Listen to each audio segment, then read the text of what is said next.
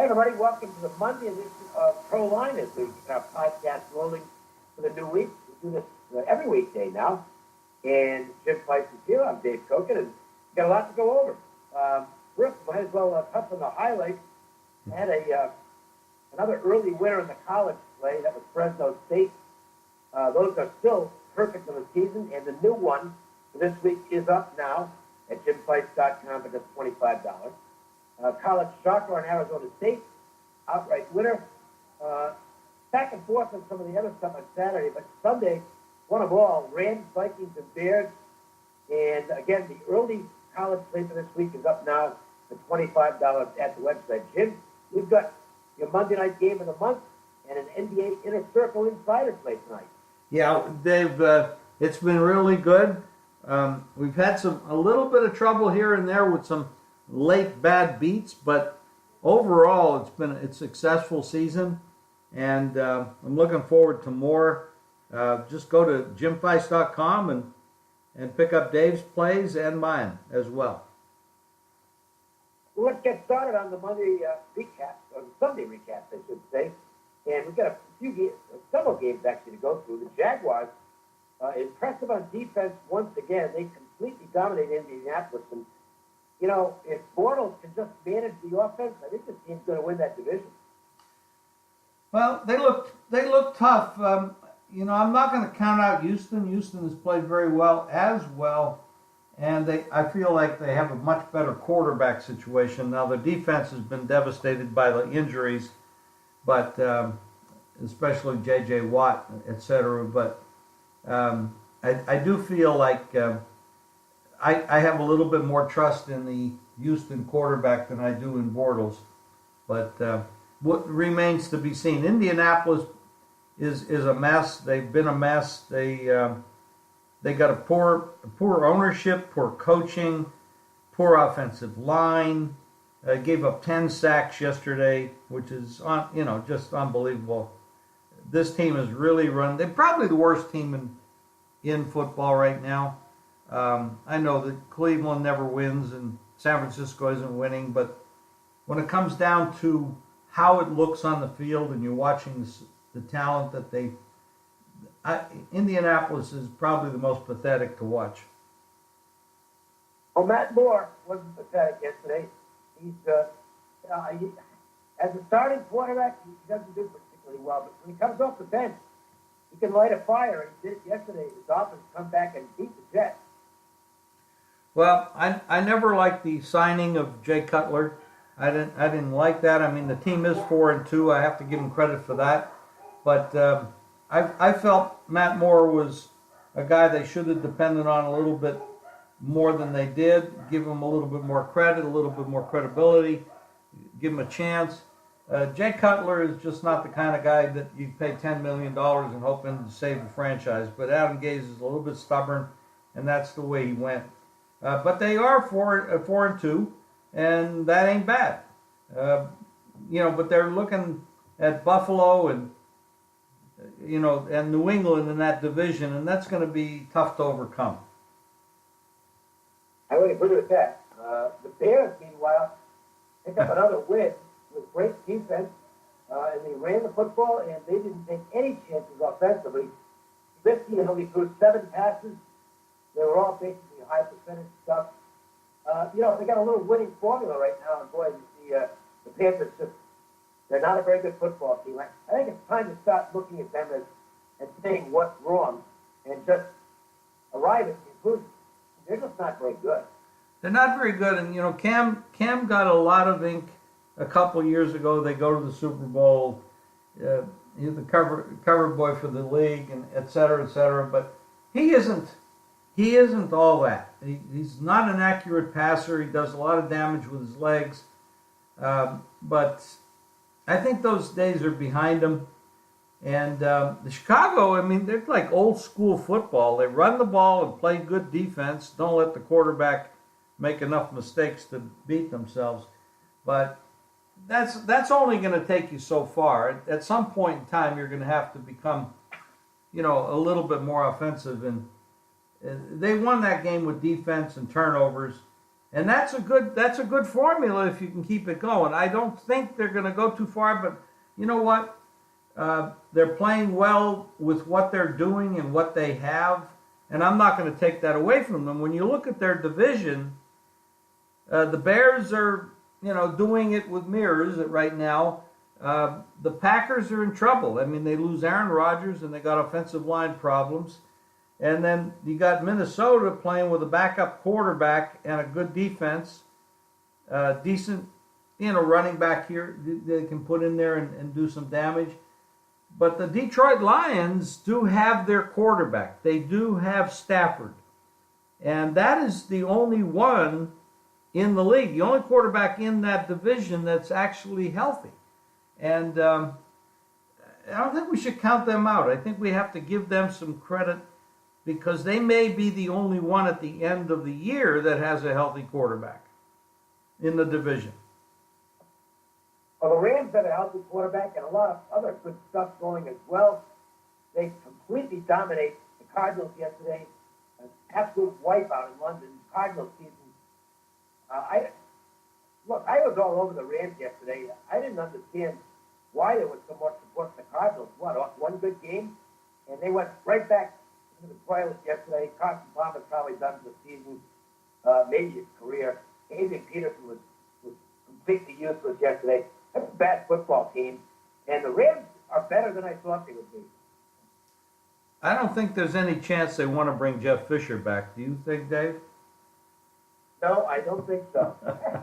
Let's hope that Jeff Fisher never sees the sideline of another NFL team that after the years that he put in. But this new coaching staff, the Rams are doing a fantastic job.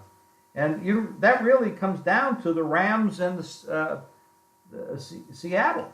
And one of those two teams is going to win this division. And the way the Rams are now, I'm not going to give an A grade to the Rams after what they did to Arizona. Obviously, Arizona is pretty bad, and a lot of us, all the wise guys, thought they were going to do good yesterday, but they just don't have it. Now they lose their quarterback. Probably his career is over.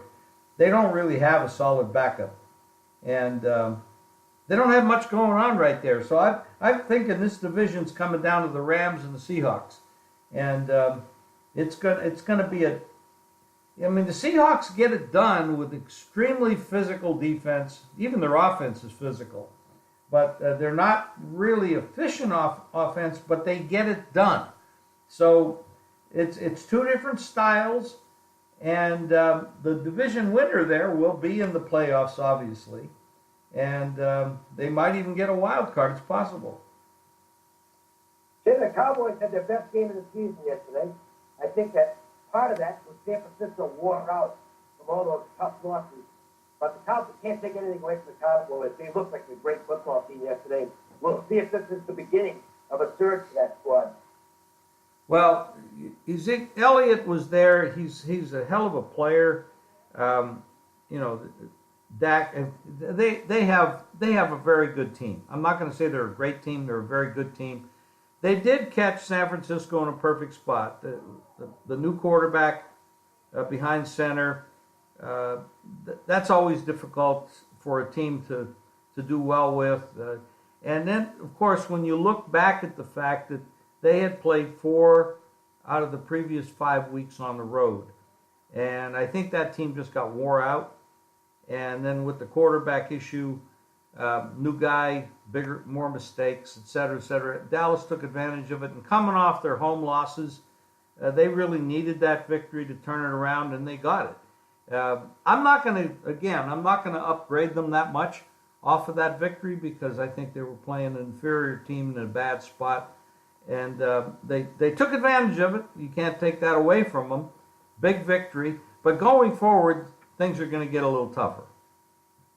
I can't disagree with that. The Broncos have a problem with quarterback. 4-3, pretty bad games like Trevor Siemian. It might, it sounds crazy to say, but Brock Osweiler wasn't okay at Denver. Maybe it's time to make a switch at quarterback. They're not going to win much with with Simeon at quarterback, he really looks like he's overmatched.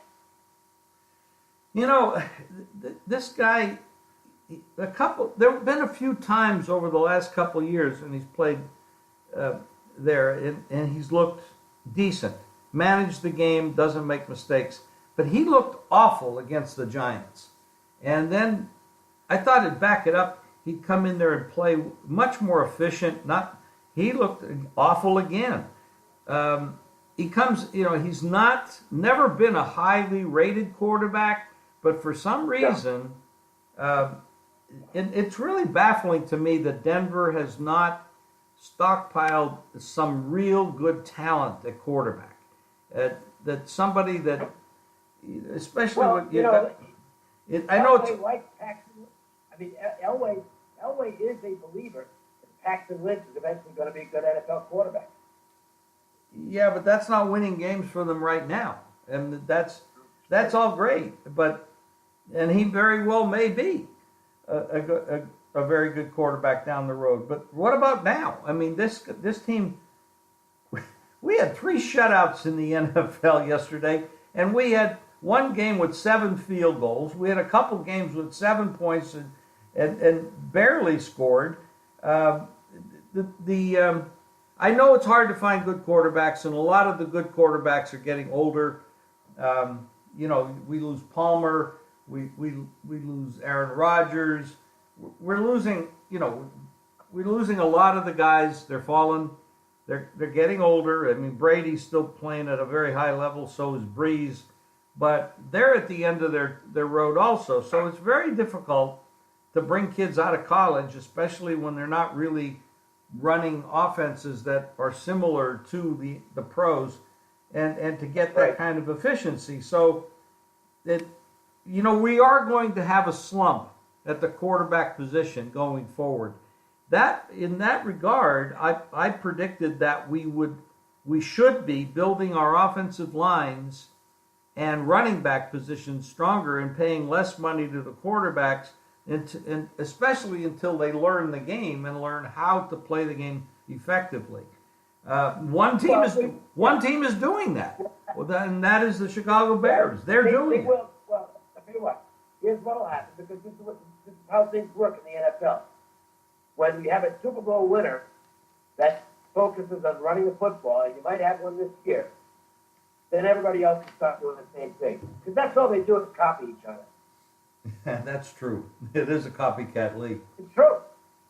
But that's what football is. Well, all sports are, basically. Everybody follows the leader. Look at baseball. We've had a seminal change in baseball over the last few years, where now teams are really focusing on not just having a closer, but having guys who can pitch out of the bullpen for 3 and 4, to get 3 and 4 innings out of the pen, and starting pitchers only go 5 or 6 innings. It was one team first, and then everybody else started to jump in, and that's all sports are. They always have been. What's working for one team, let's do that. So that's what you'll see in the NFL as we move forward, and then it'll change again down the road. Meanwhile, speaking of the Patriots, they were just perfect last night, and the Falcons were anything but. The Falcons looked like a mentally beaten team, and if you want to talk about the biggest move in the offseason, you'll be hard-pressed to find anything more important than Kyle Shanahan leaving Atlanta and Steve Sarkisian taking over as the offensive coordinator. Wow. I mean, you can't even put into words the difference. The Atlanta team looks impotent right now, and that's with some good players. Well, they got some great players. I mean, they led the league in scoring last year, and Shanahan was there. I know that we've talked about the loss of Shanahan and Sarkisian coming in, and the question is Sarkisian even qualified to be an NFL offensive coordinator? I'm not really sure, and it sure doesn't show up, because I mean this team hasn't scored 20 points in the last 3 games, so it's a little bit ridiculous. But let's go back to the psychological part of this. They have been losing fourth quarters and second halves all season long. They were very fortunate to beat Detroit. They lost to Buffalo at home and Miami at home. Then basically... They should have lost to Chicago. Yes, they should have lost to Chicago as well. I think the problem is more than the move from Shanahan to Sarkisian, and I'm now seeing it. And you said it in what you said mentally, and I think the mental loss of that game, blowing a 28-3 lead in the second half, was more, in the Super Bowl, had more of an effect than anything on this team. They totally lost confidence in their entire coaching staff, not just the fact that Shanahan was there, but in Quinn as well. What about Quinn? Why don't we throw some of this stuff on Quinn? It is on Quinn. It's all on Quinn because he's the one who hired Sarkisian, first of all. And he's the one who, look, I mean, let's face it, Shanahan had something to do with it as well, but he's not there anymore. Look, the coaching staff blew the game. Yep. They blew the Super Bowl. And, the players aren't going to say that we blew it. The players are going to look at that and say, all we had to do was kick a field, not pass the ball, run it, and kick a field goal, and the game's over. And they're right. You're right. They are, and it's very hard to get to the Super Bowl, and it's even triply hard, quadruply hard to get a 28-3 lead over a team like New England. So when you're in that position, all you really got to do is turn the key, lock it up, because it's there, it's yours. Now, those players have got to have lost faith in the entire coaching staff. And I know they came out and they said there wouldn't be a Super Bowl hangover. Hell, there is a definite Super Bowl. And it's worse than anything that I've ever seen. I think this team is done. I think they're mentally done. And you said that in the opening. And I think they're mentally defeated, and I don't think they're going to bounce back. It might take years for this team to bounce back, for the city to bounce back. And I think they're going to need to change their entire coaching staff to do it. Tonight, it's the Redskins and Eagles. You've got a Monday night game of the month play on this. I'll just note the Redskins have had a lot of success against the Eagles in recent meetings, both overall in the series and at Philadelphia.